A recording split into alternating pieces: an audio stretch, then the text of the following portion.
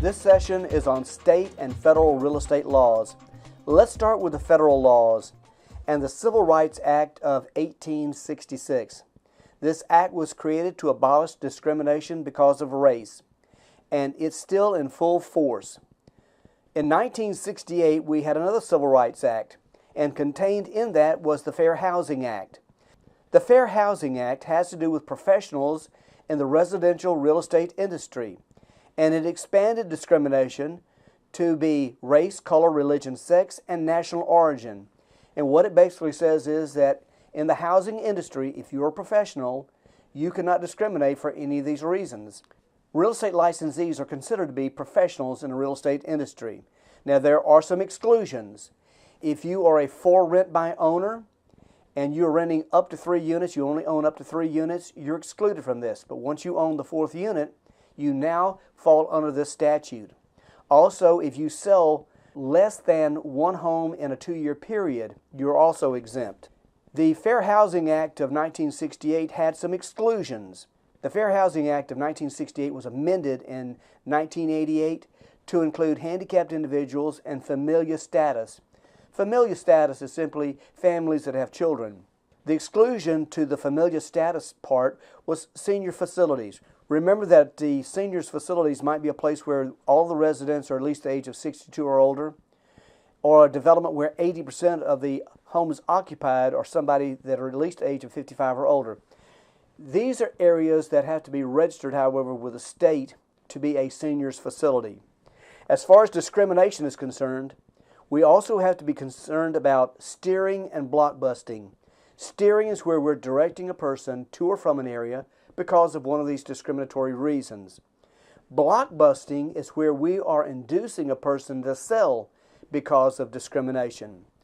Now, if there's a complaint filed because of discrimination, it has to go to the United States Department of Housing and Urban Development. One other act that was created in 1988 and actually came to law in 1990 was the Americans with Disabilities Act. And what this has to do with is individuals that are handicapped or that are disabled must have access to public transportation, commercial facilities, and public accommodations. Some of the state laws, though, that you need to be familiar with, one in particular is Florida's Residential Landlord-Tenant Act. And one of the key things about the Landlord-Tenant Act, a landlord is different from a broker. A landlord can handle security deposits differently than a broker. Brokers must put them in escrow. Landlords can, but also landlords might put them in their own personal account, so they can actually commingle deposits. Now, if a landlord does place a security deposit in their own personal checking account or savings account, they're going to owe their tenant at least 5% interest for the use of their money, and they will have to post a surety bond with the clerk of courts in the county the property is located in the amount of the deposit. Now, a surety bond is simply an insurance policy. In addition, if the landlord intends to retain any of the deposit for damages, they must give notice to the tenant within 30 days of termination by certified mail of their intention with the reasons why they're retaining that deposit. If they fail to do so, they give up any right to any portion of that deposit. And the last thing that I want to make sure that we understand is that lotteries in real estate are illegal. And all a lottery is when we induce a person to purchase in hopes of winning something. And let me give you an example. The first 10 people that buy in a subdivision, their names will be put in a hat, and a drawing will be done. And one lucky winner will win a hot tub. That is a lottery. That is illegal. Now, if the first 10 people all won a hot tub, that's not a lottery, and that is not illegal.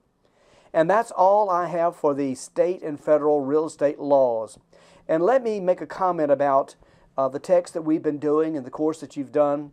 There are a number of forms at the end of this textbook that are going to be very important to your success. And it's going to be important that you look over these and make sure you understand them. And I'd like to take this opportunity to wish you the very best in your new career as a personal assistant in real estate. And I think that you're going to do extremely well. All the best.